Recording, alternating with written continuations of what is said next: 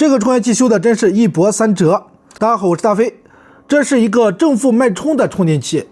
这个充电器的故障很特殊，请大家一定要把这个视频看完。那么我们首先来看一下这个充电器的参数。电动车智能正负脉冲充电器，输入是交流185到255伏，电池类型是48到72伏，也就是说它给48伏电瓶能充，也可以给60伏电瓶充，也可以给72伏电瓶充。不过在这个控制面板上要来设置。那么输出电压有59伏、73.8伏、88伏，伏充电压有55.4伏、69.2伏、83.1伏，最大电流有2.2安、3.6安、5安。我们来看一下使用操作。连接交流电和电池后，充电器进入充电状态，不同充电阶段相应的指示灯闪烁或者常亮，异常情况下错误灯变为红色灯闪烁。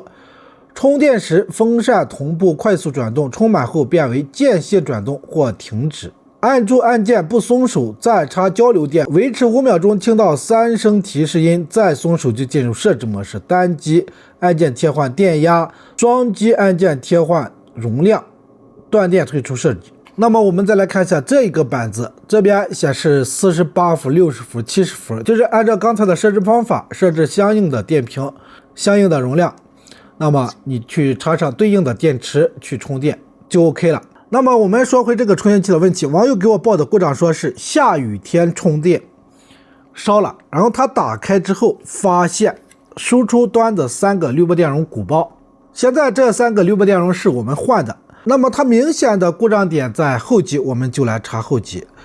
那么经过检查，后级的整流管击穿，然后后级2个防反接的场消音管击穿，然后在这边2个电流检测电阻 0.05 欧的2个并联开漏，也就是损坏。然后次级尖峰吸收的2个二极管击穿，这边这几个保险倒是没坏。我们买的配件，后级的整流管，后级2个防反接的管子，然后2个电流检测电阻，还有这边尖峰吸收电路的2个二极管，把这些给它更换完之后，我们说通电来测试一下，结果一通电，它这个状态指示灯倒是正常了。我们待载测试的话，发现并不能进入充电状态，也不能进入预充状态，所以我们又检查了一下，又发现一个问题，发现它这边这个金属电阻，这是本来是一个10欧的，也开漏了。我们又买配件给它更换了。来看一下，这是我们换下来的配件啊，10欧的，实际上现在已经变为无穷大了。板子上这个测10欧是没有问题的。把它更换完了之后，我们说这块板子上损坏的所有元件现在已经更换完了。现在我们通电待负载测试，结果一通电，这边就冒烟了。紧接着一测量，发现后边防反接的2个管子又击穿了，而且通电的一瞬间，这边这个错误指示灯是亮的。我说这坏的元件我们都换上去，并且检查其他的也没问题呀，为什么会报错误？为什么还会烧？结果我一测量，发现它输出的正负极竟然是反的。然后我看了一下它的输出线，这边是有接过的痕迹。然后我就打电话问了一下网友，我说输出的线是不是你接过？他说对，是接过。我说你接了之后能正常充电吗？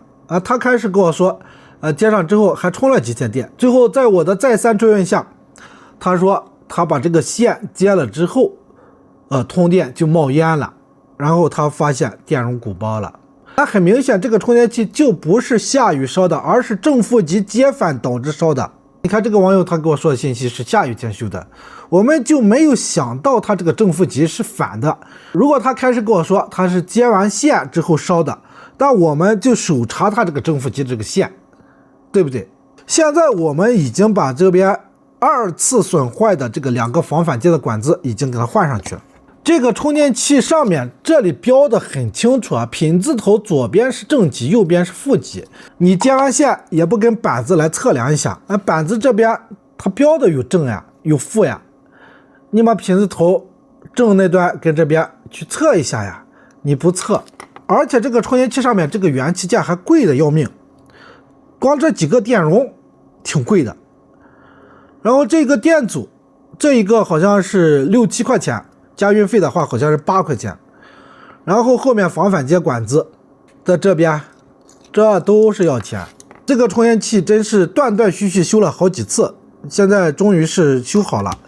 问题的终点还是正负极接反烧的，并不是说什么下雨天烧的。那么再次给大家提醒一下，充电器输出的这个线很容易断。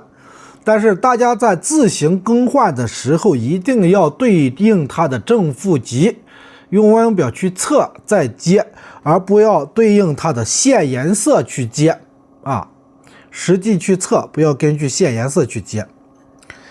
好，我们现在给大家来通电试一下。这边这个显示屏控制面板，我们用这个排线给它连上。好的，这个控制板接上之后，我们给它输出插头上面接上电子负载，接上可桥电源。我们还是首先打开可桥电源，然后给充电器来通强电，通。大家看，通电之后这边显示给60伏电平充电，然后电池容量是20到23安时，现在是在预充，你看这个充电器就正常了。好的，断电。如果说不正常的话，这边会提示错误啊。好了，这个充电器的维修过程就给大家讲解到这里。唯一的重点就是换输出线的时候，一定要实际去测量它的正负极。好了，视频就给大家分享这里。